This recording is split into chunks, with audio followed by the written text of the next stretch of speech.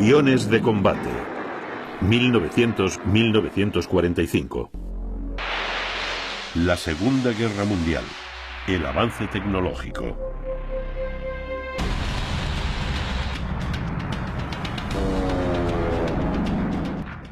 El 22 de junio de 1941, 120 divisiones de la Wehrmacht iniciaron lo que Hitler denominó Unternehmen Barbarossa, Operación Barbarroja, la invasión del territorio ruso. Más de 3 millones de hombres, 8.000 piezas de artillería y 4.000 tanques atacaron a lo largo de un frente de 3.000 kilómetros con el objetivo de efectuar un movimiento de pinza y cercar al ejército rojo en la zona central de Rusia, donde tratarían de aniquilarlo.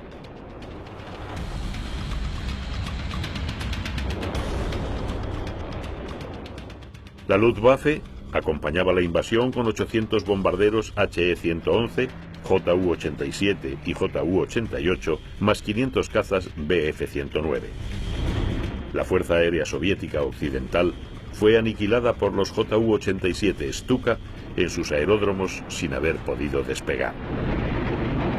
La sorpresa fue total y los Messerschmitt 109 pudieron abatir con facilidad a los cazas soviéticos Polikarpov I-16 y a los I-153 que habían conseguido despegar. Al final del primer día de invasión, 1.500 aviones rusos habían sido destruidos frente a unas pérdidas por parte de la Luftwaffe de tan solo 40 aparatos.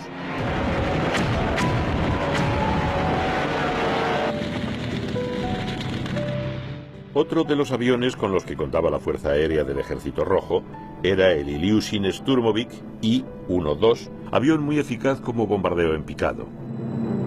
Equipado con un motor de 1.800 caballos, llevaba como armamento 2 cañones y 2 ametralladoras, además de bombas y cohetes. Con 2 tripulantes alcanzaba un techo de 19.600 pies y una velocidad de 220 nudos. Debido a sus buenas prestaciones, Stalin ordenó que fuese el más fabricado para utilizarlo en la lucha contra los tanques alemanes. Entretanto, en la zona del Mediterráneo, los habitantes de la isla de Malta, soportando los continuos ataques aéreos de los aviones del Eje, conseguían recibir algunos suministros procedentes de Gibraltar. Para el mando aliado era imprescindible mantener la superioridad aérea tanto en aquella zona como en el norte de África, y a pesar de las dificultades que los buques de la Royal Navy se veían obligados a soportar por los ataques de los submarinos alemanes y los Stukas, consiguieron trasladar suministros a las tropas aliadas en el norte de África, además de varios escuadrones de cazas para darles apoyo aéreo.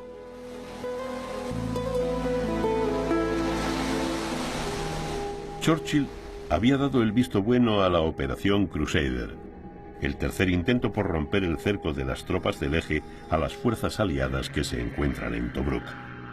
En el verano de 1941, el desierto libio se cubrió de escuadrones de Hurricanes y P-40 Curtis. Por su parte, Rommel tenía solicitado a Hitler el envío de un número importante de Messerschmitt 109 al frente africano con el fin de contrarrestar el aumento de aviones en el bando enemigo. Entre los pilotos de la Luftwaffe que llegaron se encontraba el joven de 21 años Hans Joachim Marseille, que acabaría siendo uno de los grandes ases de esta guerra.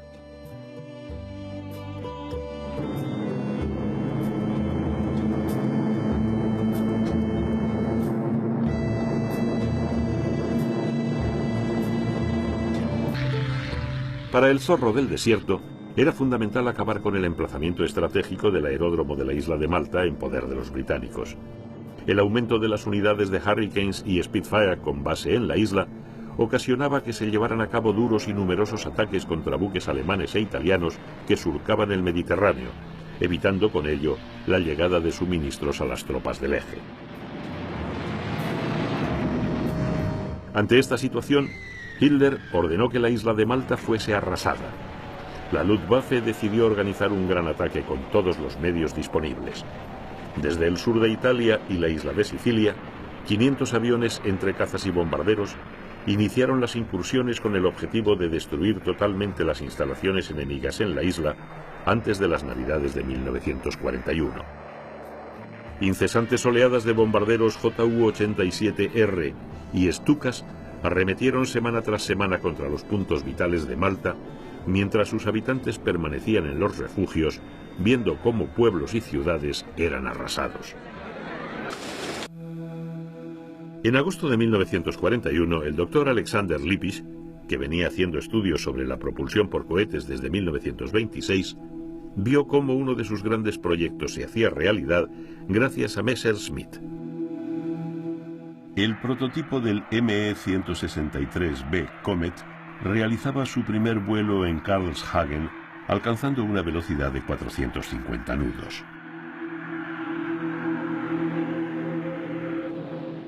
Paralelamente, en el frente oriental, durante algunos meses, los aviadores alemanes demostraron su enorme superioridad sobre los soviéticos, derribando más de 400 de sus aparatos.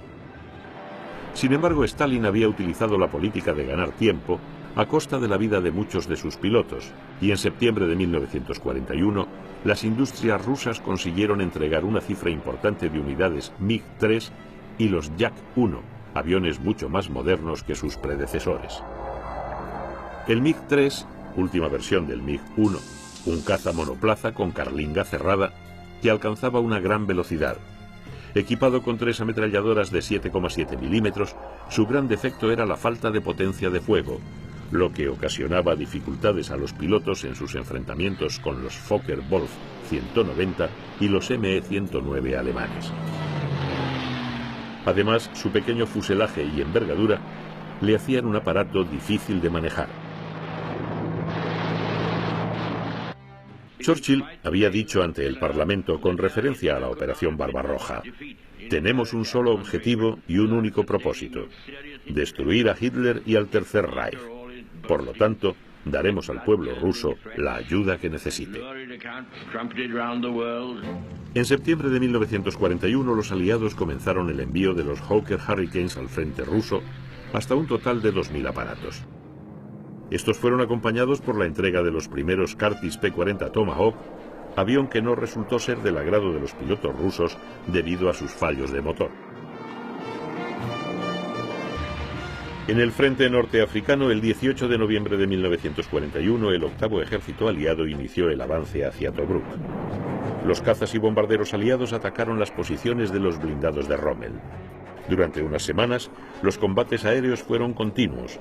Los Messerschmitt 109 no pudieron frenar las fuertes oleadas de Hurricanes y P-40 que junto al 8º Ejército consiguieron hacer retroceder al Afrika Korps, librando a Tobruk de su asedio.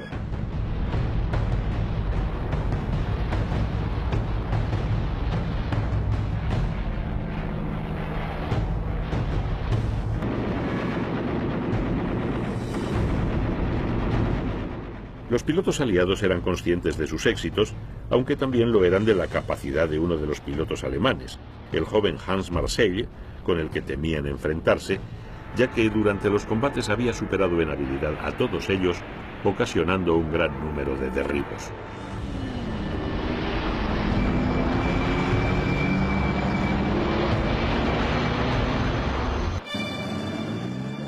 A las 6 de la mañana del 7 de diciembre de 1941, y mientras la confiada emisora de Pearl Harbor, Hawái, estaba emitiendo el boletín meteorológico, una primera oleada de 188 aviones despegaron de los portaaviones japoneses que se encontraban a 200 millas de Oahu.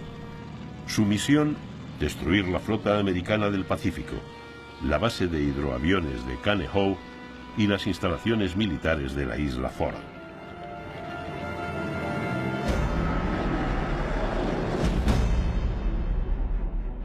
La enorme estación de radar americana de Opana recogió en su pantalla la presencia de aviones que fueron confundidos como propios, pensando que volvían de las maniobras con los portaaviones. Los aviones japoneses bombarderos y torpederos Nakajima y sobre todo los Mitsubishi Zero arribaron a la vertical del objetivo y exactamente a las 7:55 iniciaron el ataque.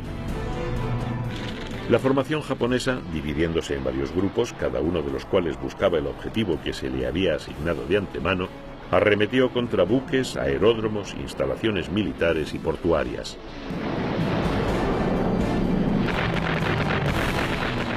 Una escuadrilla de Zeros se mantuvo alerta para hacer frente a la posible reacción americana, como así ocurrió con unos pocos P-40 que fueron derribados rápidamente.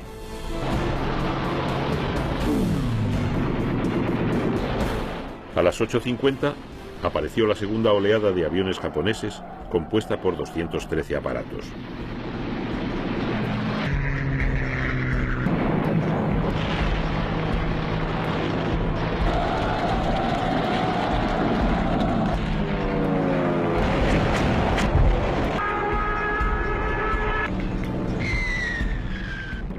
A las 13 horas estaban de regreso en su portaaviones.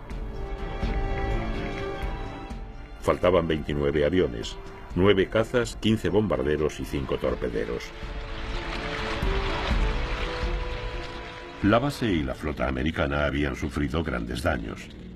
Sin embargo, los japoneses no pudieron localizar a sus principales objetivos, los portaaviones Enterprise y Lexington, puesto que estos habían zarpado unos días antes para realizar maniobras.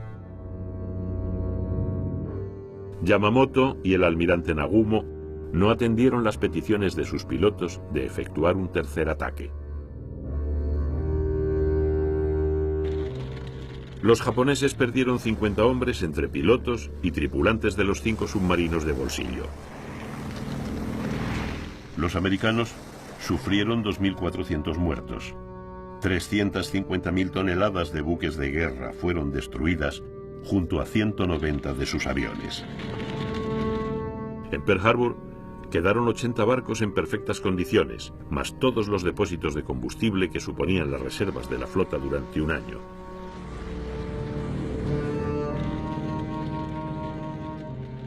El bombardeo de la base de la flota estadounidense abrió el conflicto mundial al inmenso teatro de operaciones del Pacífico.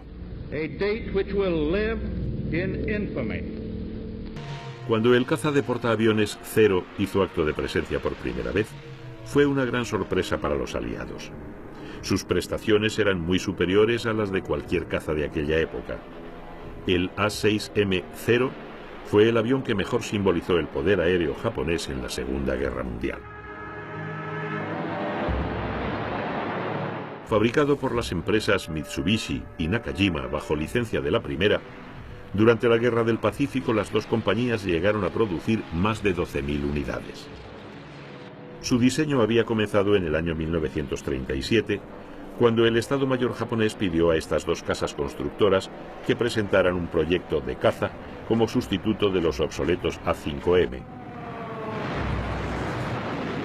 Armado con 2 cañones de 20 milímetros, 2 ametralladoras de 7,7 milímetros, tenía un alcance desmesurado para un caza de la época, ya que podía rebasar los 3.500 kilómetros de distancia gracias a unos tanques de combustible supletorios adheridos al fuselaje central y de los que se desprendía en vuelo una vez agotado este. Alcanzaba los 350 nudos de velocidad y una altura de 15.000 pies en 5 minutos. Sus grandes defectos fueron no llevar la carlinga del piloto blindada y la falta de solidez de los depósitos de combustible, lo que provocaba que al recibir cualquier ráfaga enemiga estallaran fácilmente en el aire.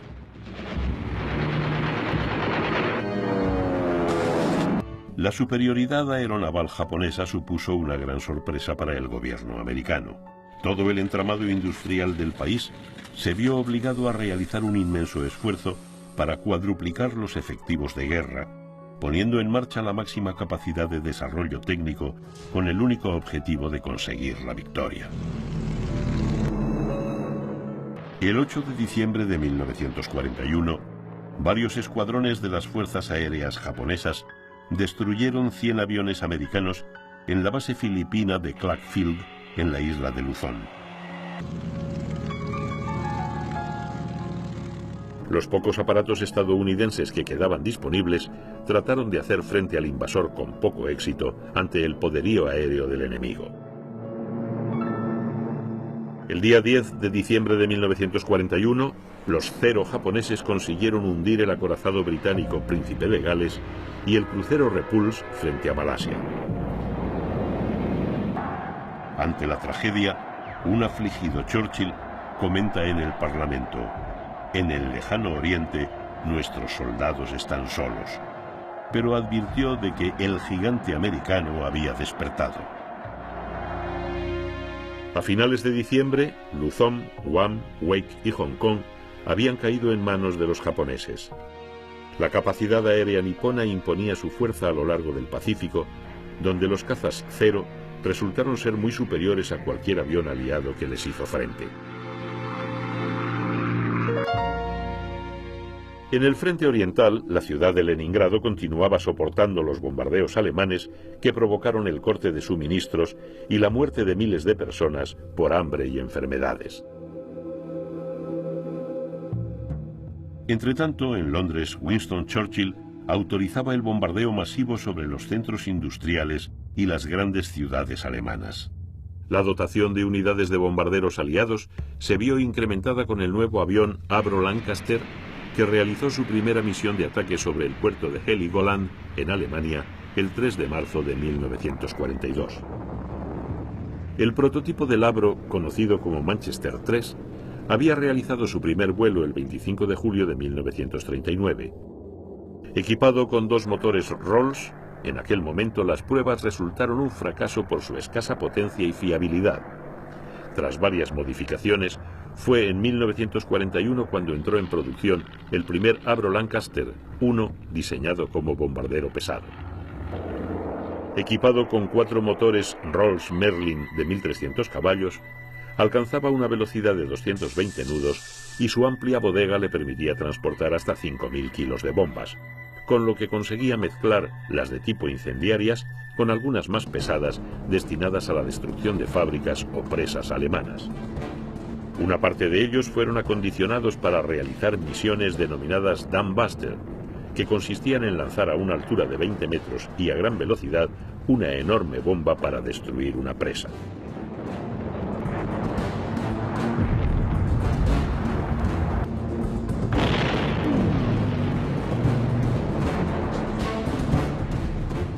Hasta el final del conflicto, los Avro no cesaron en sus misiones de bombardeo sobre puntos estratégicos de Alemania.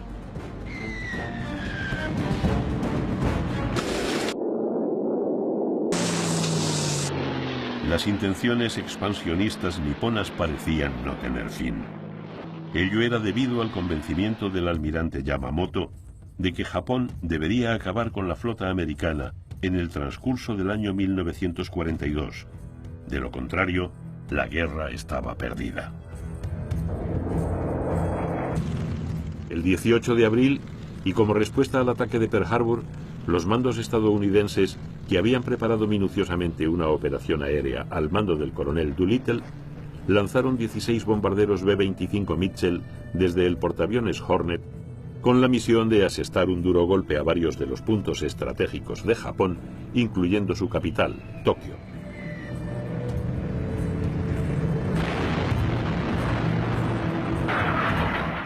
Los daños ocasionados por los aviones americanos fueron escasos, pero el impacto emocional de recibir las bombas en el corazón del Imperio del Sol naciente hizo que se reforzara el plan de Yamamoto de atacar la base de Midway.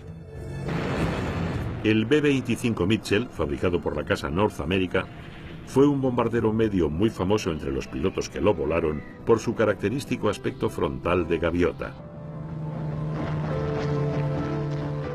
Con una envergadura de 20 metros, lograba un techo de 20.000 pies y una autonomía de 2.500 kilómetros a una velocidad de 220 nudos. Iba propulsado por 2 potentes motores de 1.700 caballos cada uno.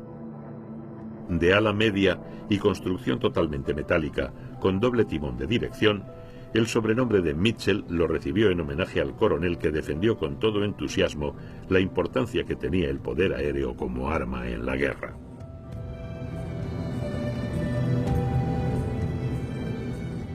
Su tripulación la formaban 5 hombres. Como armamento equipaba 6 ametralladoras de 12,7 milímetros y podía transportar hasta 2.500 kilos de bombas. Se llegaron a fabricar cerca de 11.000 unidades en sus distintas versiones. Las últimas dejaron de llevar el morro acristalado y por ello eran conocidas como los Mitchell de nariz sólida. Participaron en todos los frentes, pero fue en el Pacífico donde, poco después de Pearl Harbor, se anotó su primer éxito como caza submarino.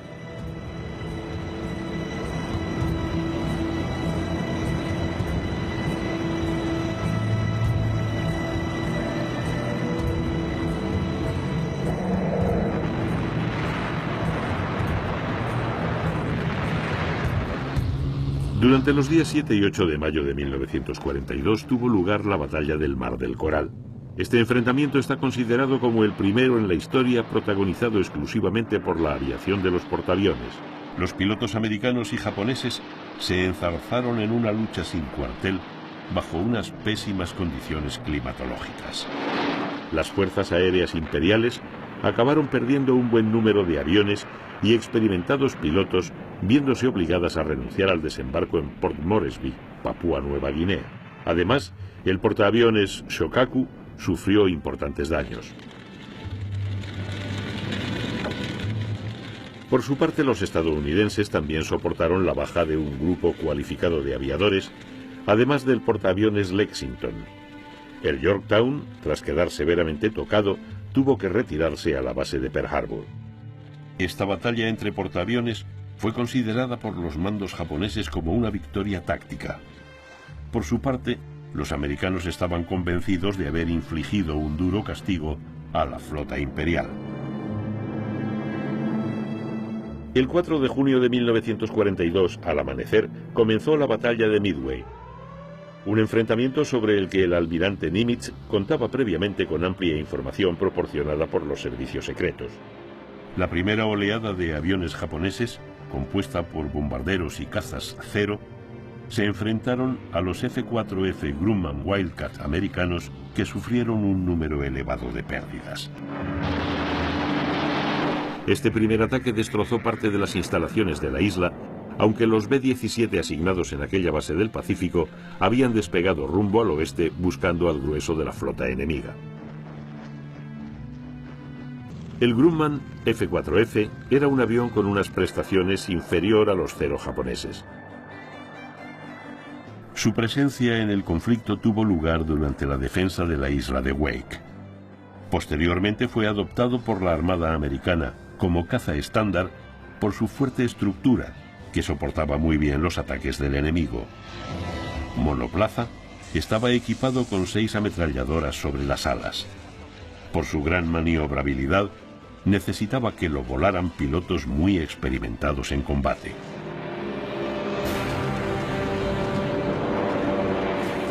En el fragor de la batalla de Midway, tanto el almirante Yamamoto como el vicealmirante Nagumo tenían dudas sobre la situación exacta de la flota estadounidense. Esta cuestión hizo que los aviones que componían la segunda oleada del ataque fueran equipados con torpedos.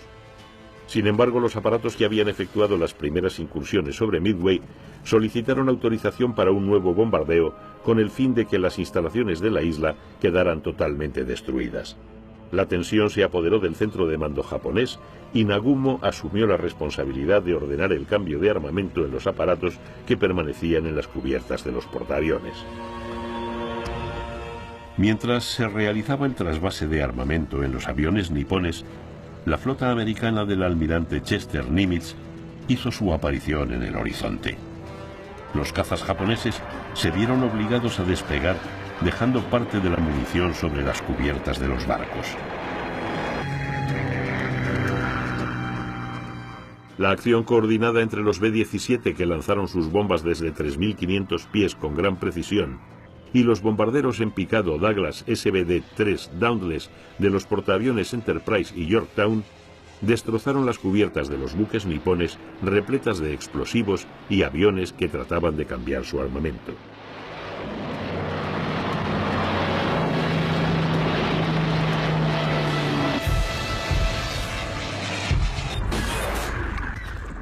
El Akagi, el Kaga y el Soryu fueron destruidos por el fuego enemigo y la explosión de su propia munición mal estivada.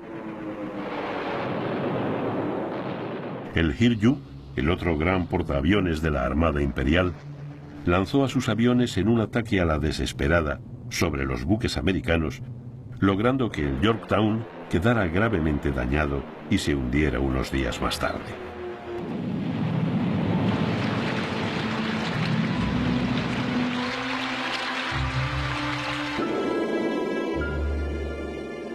El 5 de junio los SBD-3 del Enterprise y del Hornet se precipitaron sobre el portaaviones japonés, alcanzándole en 4 ocasiones.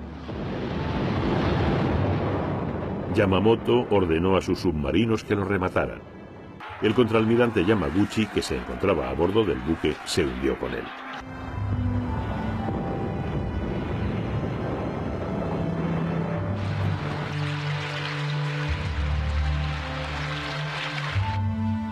La flota de Nagumo perdió 4 portaaviones, 2 cruceros pesados y 3 destructores, además de 275 aviones y 4.800 hombres.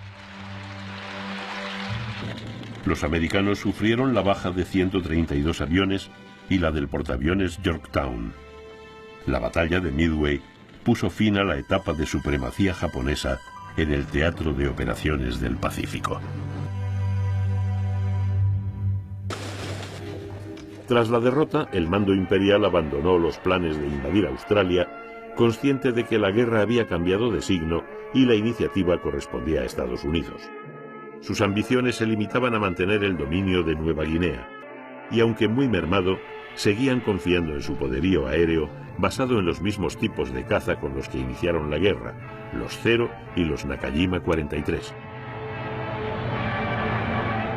Sin embargo, la industria aeronáutica americana no cesaba en la fabricación de nuevos modelos.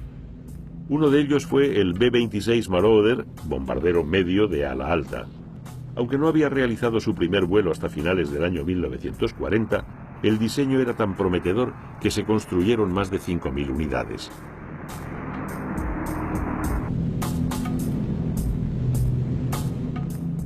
Sus misiones de combate en el Pacífico comenzaron con el bombardeo de Rabaul y participando en la batalla de Midway. Posteriormente pasó a operar en Europa, principalmente en Inglaterra y el Mediterráneo.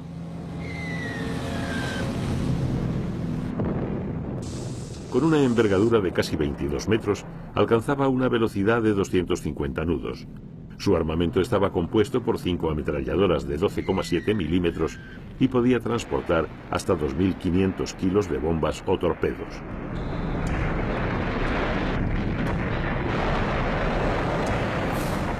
Iba equipado con 2 motores de 2.000 caballos y en misiones de bombardeo a altitudes intermedias, entre los 10.000 y 13.000 pies, el Marauder fue uno de los aviones aliados con menor porcentaje de pérdidas. Al finalizar la guerra, estos aparatos habían superado las 110.000 salidas y lanzado más de 150.000 toneladas de bombas. Fueron pilotados por británicos, franceses, australianos, sudafricanos, canadienses y americanos.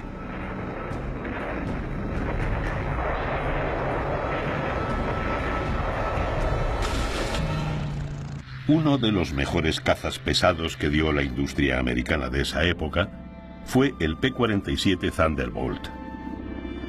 Las primeras unidades aparecieron en marzo de 1942. Con una envergadura de 12 metros, iba equipado con un motor radial Pratt & Whitney de 2.500 caballos de potencia. Como armamento incorporaba 8 ametralladoras y podía transportar 1.000 kilos de bombas. Con un peso máximo al despegue de 8.000 kilos, ganaba un techo de 39.000 pies y poseía una autonomía de 3.500 kilómetros siempre que usara los depósitos lanzables.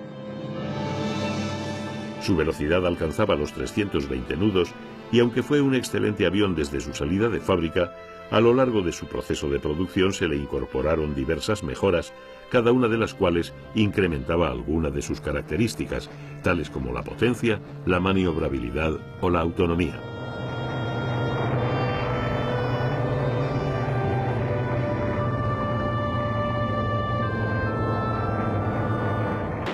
A medida que la guerra avanzaba, el Thunderbolt, o Jag, apelativo como era conocido por sus pilotos, continuaba ganando en reputación como un avión fiable y duro en combate, capaz de salir de situaciones realmente peligrosas.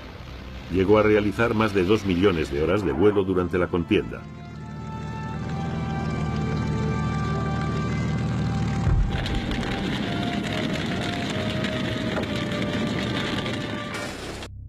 En el frente del Mediterráneo, en la primavera de 1942, y después de varios intentos, el portaaviones Eagle consiguió desembarcar 20 Spitfire en la isla de Malta. Posteriormente, el Wasp suministró otros 50 aparatos más.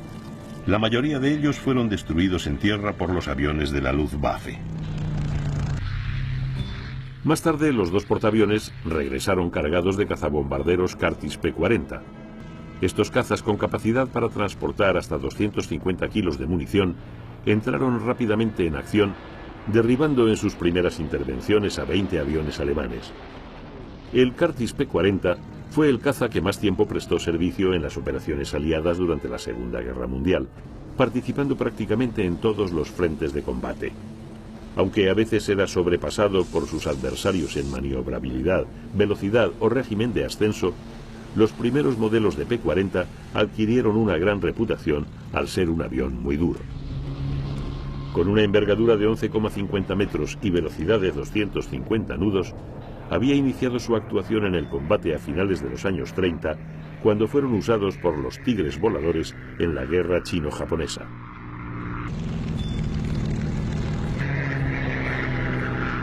Durante los primeros días del verano de 1942, la llegada de Spitfires y Hurricanes a la isla de Malta fue ininterrumpida.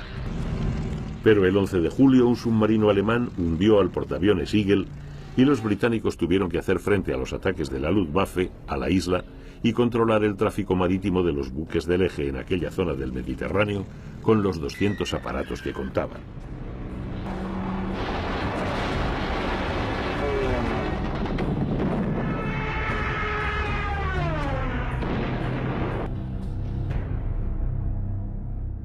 En el norte de África, el 20 de junio de 1942, Rommel lanzó a los blindados alemanes junto a los ME-109 y los Stukas en un asalto combinado contra Tobruk, consiguiendo romper en pocas horas las defensas de la guarnición, reteniendo a 30.000 prisioneros.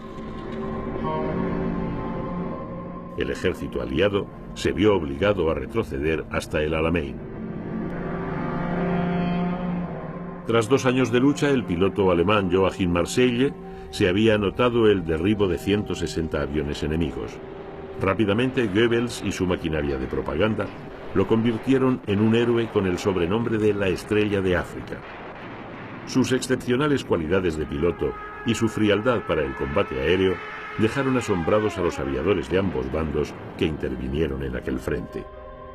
El 30 de septiembre de 1942 murió al incendiarse su avión en una misión rutinaria de escolta.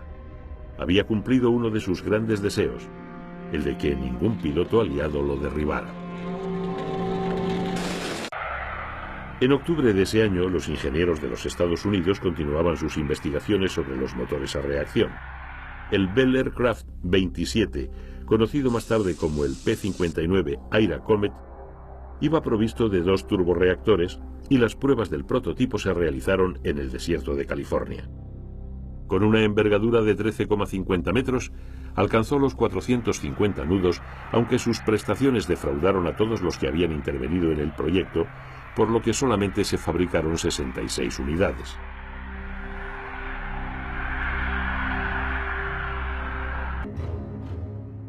El control del Mediterráneo por parte de los aliados y su contraofensiva en el norte de África hizo que las fuerzas del Eje se encontraran con grandes dificultades en el abastecimiento de suministros.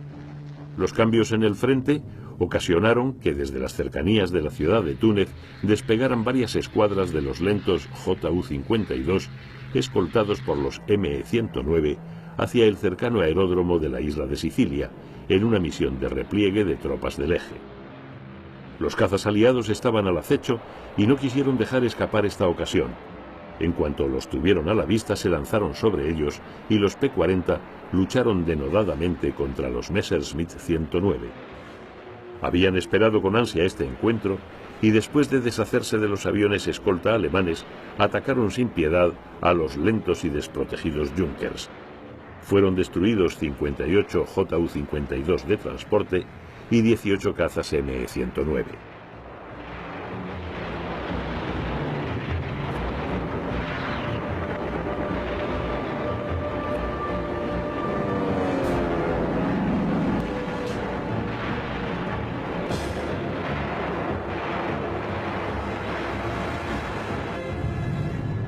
Al frente oriental seguían llegando aviones aliados de distintos tipos. En noviembre de 1942, una parte importante de ellos fueron los Bell P-39 Aira Cobra, que en ese momento eran parte de los cazas estándar de las Fuerzas Aéreas Americanas, a pesar de no haber dado muy buen resultado. El P-39 era un avión con buena autonomía y tren triciclo que le permitía aterrizar en cualquier parte. Alcanzaba los 200 nudos y los soviéticos utilizaron la mayoría de ellos para realizar entrenamientos y en misiones de apoyo a las fuerzas de tierra. Fueron reforzados para el combate, añadiéndole doble capa de blindaje y un par de cañones, lo que les proporcionó una gran capacidad de resistencia. Paralelamente, Stalin aceleró al máximo la producción de la industria aeronáutica, que dio sus frutos con nuevos modelos tales como el Lavochkin 5, avión que demostró ser bastante más rápido que el Messerschmitt 109, el Yakolev Yak 7B y el Yak 9. Por otra parte, Hitler había decidido dividir sus tropas entre el norte y el sur del territorio soviético y posponer el ataque a Moscú. El avance hacia el Volga de los alemanes provocó la entrada y destrucción de Stalingrado, convirtiéndose la ciudad en una ratonera para ambos ejércitos.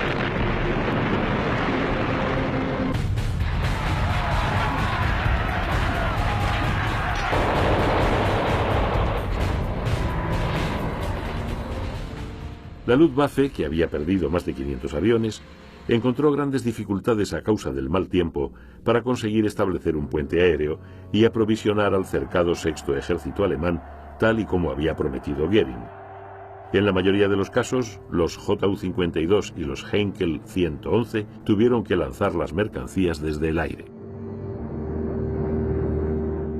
En estas operaciones también participaron los Ju-290A, un avión de reconocimiento de largo alcance que normalmente actuaba sobre el Atlántico. Fueron modificados para su uso en misiones especiales de transporte y equipados con 2 cañones y 2 ametralladoras. Alcanzaba un techo de servicio cercano a los 20.000 pies, con una planta de potencia de 4 motores de 1.700 caballos.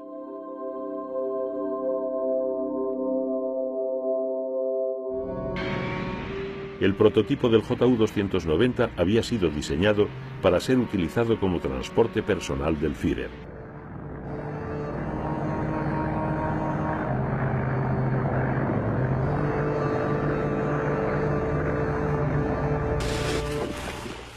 En el Pacífico, la contraofensiva aliada consiguió expulsar a los japoneses de Guadalcanal, en tanto que los ataques de los P-39 Aira Cobra y los F-4U Corsair anulaban cualquier posibilidad de que los soldados nipones pudieran llegar a Port Moresby, donde pretendían usar su aeródromo.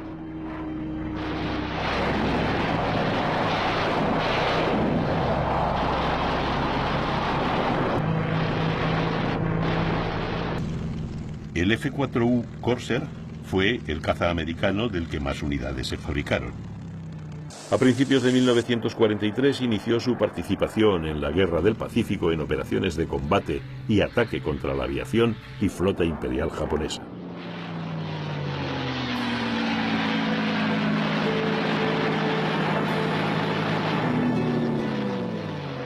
Con una envergadura de casi 13 metros, iba equipado con un motor de 2.000 caballos y su construcción era muy parecida al Stuka alemán.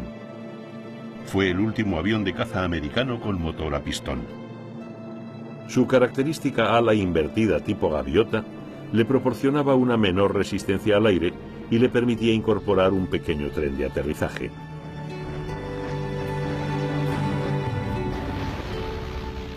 Estas se plegaban directamente sobre la cabina, ahorrando espacio y permitiendo que se pudiera duplicar el número de aparatos transportados en portaaviones, pero debido a sus problemas en los aterrizajes, tuvo que realizar la mayoría de las misiones desde bases en tierra.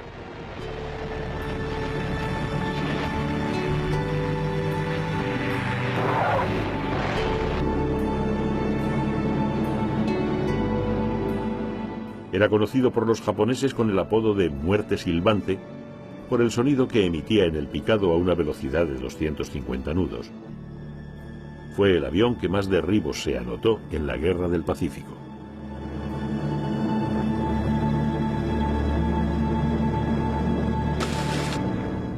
En la conferencia de Casablanca, celebrada en enero entre Roosevelt y Churchill, se acordó el bombardeo continuo sobre las grandes ciudades alemanas. Los Avro Lancaster lo harían durante la noche y los B-17 americanos por el día. El concepto de bombardeo estratégico estaba considerado, tanto por los alemanes como por los aliados, como la mejor opción para ganar la guerra, aunque tras la batalla de Inglaterra, los estados mayores de ambos contendientes dudaron de que los resultados fueran los esperados. A la enorme destrucción que provocaban se le sumaba el hecho, contrariamente a lo que se pensaba, de que servían para aumentar el ánimo de lucha del enemigo. Tanto los bombarderos americanos como los ingleses se encontraron en sus operaciones sobre la Europa ocupada con la enorme capacidad destructiva de la artillería alemana y su fuerza aérea, lo que provocó una guerra paralela en el uso de nuevas tecnologías con el fin de seleccionar mejor los objetivos y evitar el número tan elevado de pérdidas en aparatos y vidas humanas que se venían produciendo. Tras 3 años de guerra, los ejércitos contendientes, y solo en tripulaciones aéreas, se contabilizaban más de 150.000 bajas.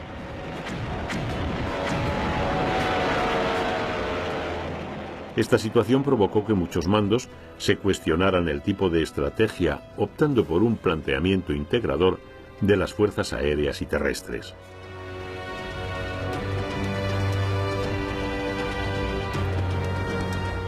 El 30 de enero de 1943 se iniciaron los bombardeos diurnos sobre Berlín, pero como venía sucediendo, los aviones americanos sufrieron numerosos derribos al ir desprovistos de cazas escolta. Para reducir en lo posible el número de bajas, los técnicos aliados venían estudiando la opción de aumentar la autonomía de los cazas estadounidenses P-51 Mustang.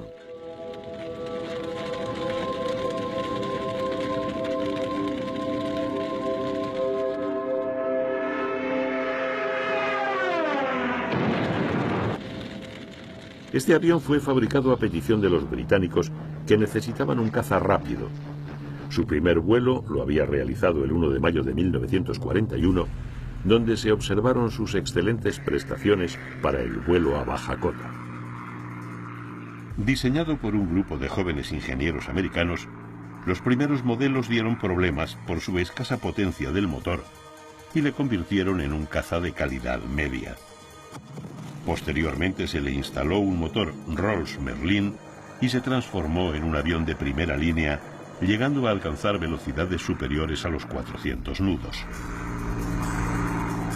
Con una envergadura de casi 12 metros, el techo de servicio superaba los 42.000 pies, y su armamento lo formaban 6 ametralladoras de 12,7 milímetros y 1.000 kilos de bombas o cohetes. De haber conseguido estas prestaciones con anterioridad, los bombarderos aliados se habrían podido agrupar en formaciones escoltadas por estos cazas y evitar un buen número de bajas.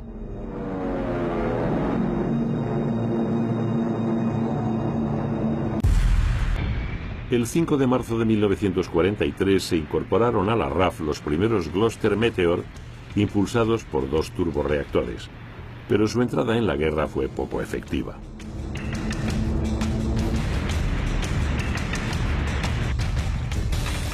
Aunque debido a la eficacia de los Avro Lancaster, su presencia quedó relegada a un segundo plano, los bombarderos pesados Halifax B-3 llegaron a desarrollar un papel decisivo en ataques nocturnos sobre Alemania. Fue el primer avión de la RAF equipado con el sistema de bombardeo por radar. Con una planta de potencia de 4 motores Bristol de 1.700 caballos y 30 metros de envergadura, su armamento era de 6 ametralladoras de 12,7 milímetros y su capacidad de carga superaba los 6.000 kilos de bombas. Alcanzaba un techo de servicio de 26.000 pies y una autonomía de 3.500 kilómetros con una velocidad de 190 nudos. Algunos de sus modelos fueron utilizados para transporte de tropas y remolque de planeadores. El 18 de abril de 1943, Yamamoto se trasladaba desde su buque insignia, el Yamato, hasta las Islas Salomón para una visita de inspección. Los servicios de información americanos conocían el viaje y ordenaron que 18 P-38 Lightning, con base en Guadalcanal, despegaran en su busca. A las 8:30, hora local, avistaron el avión de transporte Mitsubishi G4M del almirante y sus cazas de escolta a la altura de la isla de Bougainville. Los P-38, en una de sus típicas maniobras de ascenso y descenso, atacaron a los aviones japoneses, que fueron derribados en pocos minutos.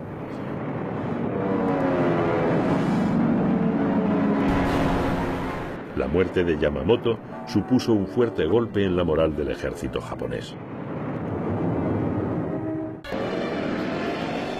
El 12 de mayo de 1943, Churchill y Roosevelt mantuvieron una reunión en Washington preparatoria de la invasión aliada de Europa por el norte de Francia y decidieron intensificar los bombardeos sobre Alemania. A primeros de junio y antes de la invasión de la isla de Sicilia, los bombarderos torpederos británicos Albacore, junto a los veloces de Havilland Mosquito, arrasaron la estratégica isla italiana de Pantelleria.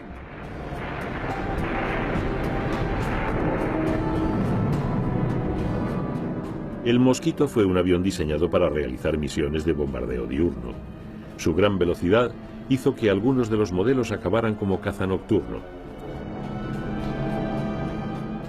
Su prototipo había realizado el primer vuelo en noviembre de 1940, pero no fue hasta el 1943 cuando la producción se orientó hacia los modelos de alta cota. Con una envergadura de 16,50 metros y propulsado por dos motores Merlin, iba equipado con 4 cañones y 4 ametralladoras, superando los 300 nudos en un techo de servicio que alcanzaba los 32.500 pies. Realizó misiones en todos los frentes, entre las que se encontraban la destrucción de los cuarteles generales de la Gestapo y las rampas de lanzamiento de las bombas volantes V1. La Maravilla de Madera, tal y como era conocido el Mosquito, fue uno de los aviones ingleses de mayor éxito.